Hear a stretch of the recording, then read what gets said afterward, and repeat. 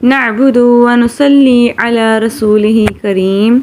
أما بعد فأعوذ بالله من الشيطان الرجيم بسم الله الرحمن الرحيم سورہ البقرہ آیہ نمبر 11 اور 12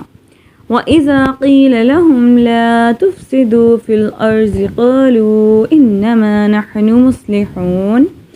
أَلَا إِنَّهُمْ هُمُ الْمُفْسِدُونَ وَلَكِنْ لَا يَشْعُرُونَ۔ اور جو ان سے کہا جائے زمین میں فساد نہ کرو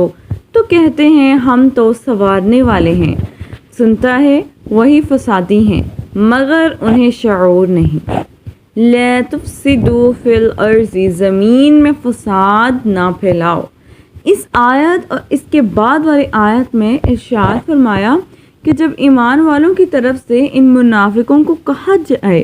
کہ باطن میں کفر رکھ کر اور صحیح ایمان لانے میں پس و پیش کر کے زمین میں فساد نہ کرو،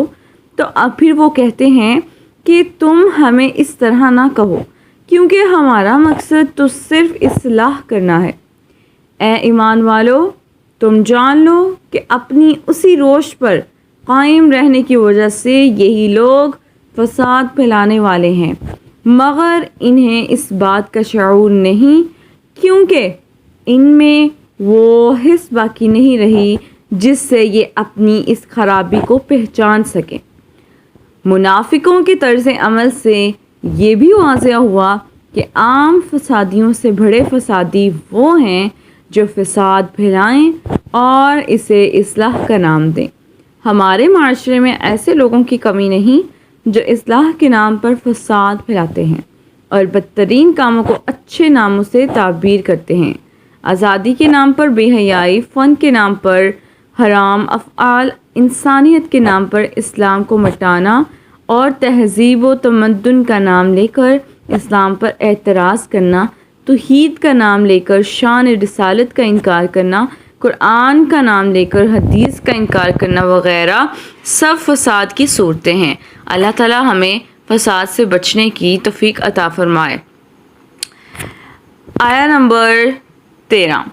وَإِذَا قِيلَ لَهُمْ آمِنُوا كَمَا آمَنَ النَّاسُ قَالُوا وَنُؤْمِنُ كَمَا آمَنَ السُّفَهَاءُ أَلَا إِنَّهُمْ هُمُ السُّفَهَاءُ وَلَكِنْ لَا يَعْلَمُونَ۔ اور جب ان سے کہا جائے ایمان لاؤ جیسے اور لوگ ایمان لائے ہیں تو کہیں کیا ہم احمقوں کی طرح ایمان لے آئیں؟ سنتا ہے وہی احمق ہیں مگر جانتے نہیں۔ کما آمن الناس، جیسے اور لوگ ایمان لائے، یہاں الناس سے صحابہ کرام رضی اللہ تعالی عنہ اور ان کے بعد ان کی کامل اتباع کرنے والے مراد ہیں۔ نجات والے کون ہو گئے؟ اس آیت میں بزرگان دین کی طرح ایمان لانے کے حکم سے معلوم ہوا کہ ان کی پیروی کرنے والے نجات والے ہیں اور ان کے رستے سے ہٹنے والے منافقین کے رستے پر ہیں، اور یہ بھی معلوم ہوا کہ ان بزرگوں پر طعن و تشنیع کرنے والے بہت پہلے سے چلتے آ رہے ہیں۔ اس آیت کی روشنی میں صحابہ و ائمہ اور بزرگان دین رحمۃ اللہ تعالی علیہم کے متعلق اپنا طرز عمل دیکھ کر ہر کوئی اپنا راستہ سمجھ سکتا ہے کہ صحابہ کے راستے پر ہے یا منافقوں کے راستے پر۔ نیز علماء صلحاء اور دیندار لوگوں کو چاہیے کہ وہ لوگوں کی بد زبانیوں سے بہت رنجیدہ نہ ہوں بلکہ سمجھ لیں کہ یہ اہل باطل کا قدیم دستور ہے۔ صحابہ کرام کی بارگاہ الہی میں مقبولیت کیا ہے؟ اس آیت سے یہ بھی معلوم ہوا کہ تاجدار رسالت صلی اللہ علیہ وآلہ وسلم کے صحابہ کرام رضی اللہ تعالی عنہ کی بارگاہ میں کہ ایسے مقبول بندے ہیں کہ ان کی گستاخی کرنے والوں کو اللہ تعالیٰ نے خود جواب دیا ہے۔ صحابہ کرام رضی اللہ تعالی عنہ کے بارے میں حضرت ابو سعید خدری رضی اللہ تعالی عنہ سے روایت ہے،